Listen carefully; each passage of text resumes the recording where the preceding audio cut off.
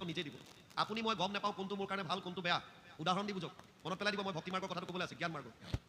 এজন মানুহ ৰাতিপুৱা শুৱাৰ পৰা উঠিছে শুৱাৰ পৰা উঠি পেলাই ভাবিছে মই এটা কাম কৰোঁ কিবা অকণমান বনাই গা চা ধুই খাই লৈ অফিচলৈ যাম অফিচত আজি ডাঙৰ কণ্ট্ৰেক্ট এটাৰ বিষয়ে কথা পাতিবলগীয়া আছে গা ধুবলৈ গৈ পেলাই সি পানী খাইছে পানী নাই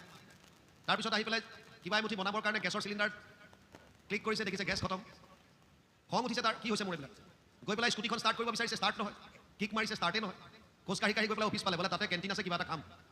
আৰু গৈয়ে পিয়নজনক মাতি কৈছে ভাই বিৰাট ভোক লাগিছে মই আজি ৰাতিপুৱা একো খাব নোৱাৰিলোঁ তই কেণ্টিনৰ পৰা কিবা এটা লৈ আহি কৈছে ছাৰ আজি কেণ্টিন বন্ধ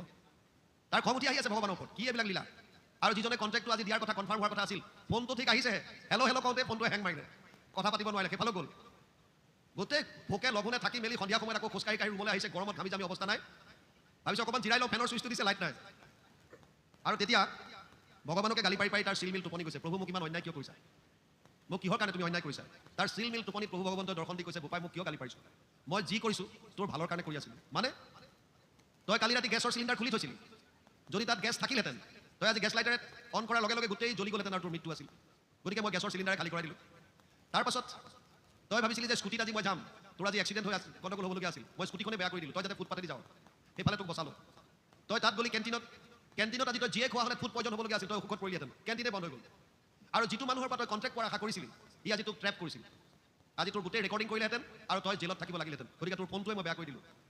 আৰু ঘৰত আহি পেলাই তই লাইটৰ চুইচ দিছ শ্বৰ্ট চাৰ্কিট হৈ আছিল আজি কাৰেণ্ট থকা হ'লে তোৰ গোটেই গণ্ডগোল আছিল গতিকে মই তোক সকলো ফালৰ পৰা বচাব বিচাৰি আছোঁ আৰু তই মোক ওলোটাই গালি পাৰি আছ আমি গম নাপাওঁ আমাৰ কাৰণে কোনটো ভাল কোনটো বেয়া সেইকাৰণে প্ৰতিটো বস্তু যদি নিষ্কামভাৱে ভগৱানৰ ওপৰত আমি এৰি দিওঁ হে প্ৰভু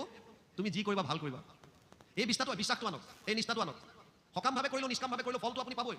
সকাম বস্তুটোত আপুনি কৈছে সকাম মানে কি কামনা ভাগনা বাসনা যিমানবিলাক বস্তু এইবিলাক বিচৰা এইবিলাক বস্তু চিৰস্থায়ী নহয়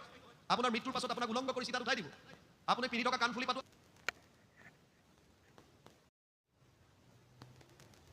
নিজে দিব আপুনি মই গম নাপাওঁ কোনটো মোৰ কাৰণে ভাল কোনটো বেয়া উদাহৰণ দি বুজক মনত পেলাই দিব মই ভক্তি মাৰ্গৰ কথাটো ক'বলৈ আছে জ্ঞান মাৰ্গ এজন মানুহ ৰাতিপুৱা শুৱাৰ পৰা উঠিছে